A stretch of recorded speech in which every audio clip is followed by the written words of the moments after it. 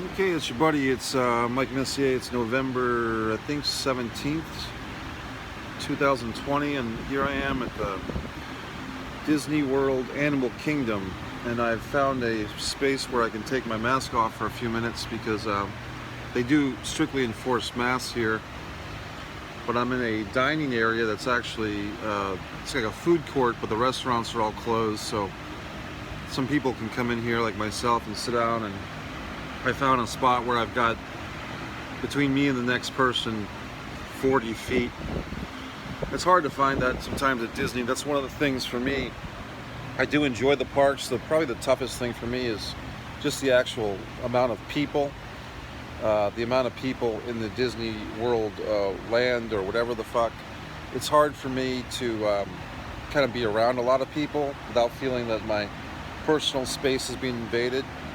And that's not anything against anybody. It's just, that's just my own sensitivities towards the world. I would never live in a New York City or anything like that. You might be hearing these fans. If you're hearing the audio, it's fanny. There's fans. So I found a cool spot. It's November. It's still warm in Florida. I've only lived in Florida for about 13 months now. And of course, about 6 months into my move here is when COVID took over the world or took over the United States. I don't know if I would say COVID took over, but to be honest, it kind of has. I go up north, went to Pennsylvania about a month ago. I was an actor in a film, and as I was driving further and further north, there's more and more COVID activity, more and more COVID masks, and so forth. So here I am in Disney, and I typically, when I come to Disney, because I got a season pass, and I've been using it at times when I can, when I visit family in Orlando, I kind of come in here for a few hours or a day. The season pass, if you're a Florida resident, is really worth it, because if nothing else, you don't have to pay for parking every time. Parking's $25 a car a visit, which is a lot of money if you add it up, or even whatever the fuck. So point is, I'm glad to be at Disney, but I don't know if I'll come back right away, straight away, as the Europeans might say, after, I'll just give you a little, there's no one around me, so it's great right now. I hate wearing the masks.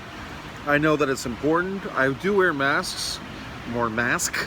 I do, I feel uncomfortable, to be honest with you. So it's nice to be here. It's nice to be somewhere different.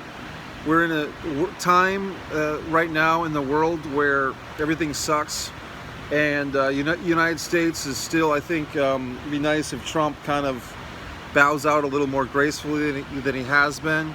Joe Biden, Kamala Harris. Look, even if you didn't vote for them, even if you're upset that they won, maybe have an open mind that maybe this is the best thing for the country, because people were really getting upset with the Trump presidency, and maybe it's just time for a change. And guess what? We might be seeing Trump versus Biden too in 2024, or Trump versus Kamala Harris.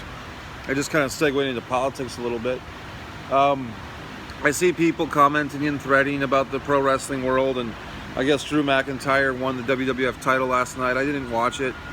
To be honest with you, I said WWF title. It's just, I guess I'm getting to a point where I'm kind of bottoming out on professional wrestling. I'm doing a podcast tonight, kind of a reunion. The Wrestling with the Future podcast is, some things have been brokered. My people have talked to their people, and we're going to have a reunion. Myself, Larry Zyzbzsko, is a special guest, and Angelo, the producer, and Dan Sebastiano, the co-host, will all be there. So it should be interesting. Of course, Larry Zyzbzsko and myself share a common birthday, December 5th, as well as the founder. You'll see this little train go by. As well as the founder of Disney World, Walt Disney. Look at that. That's kind of exciting.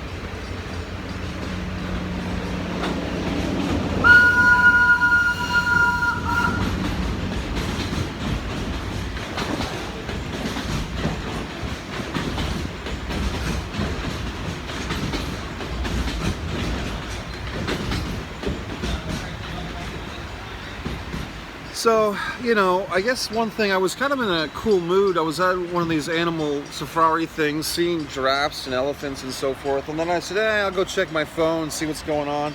And then I just go to Facebook. I see all the, and I don't want to say negativity. I think it's reality. I think sometimes people say they don't want to see the negativity, but is it negativity, or is it just what the fuck's going on in the world? If people are posting about stuff that you interpret as negativity, maybe it's just reality. And then there's the other option, folks. If you're sick of Facebook, and look, I've been here. I got off of Facebook for 5 or 6 months about 3 or 4 years ago. You know, and I started a whole new account and so forth. If you're really sick of Facebook, if you're sick of Twitter, there's no gun to your head to keep you on there. Some people say, oh, my income depends on it. Well, maybe. So any fuck way, you know, one thing I do in Disney World is I bring my own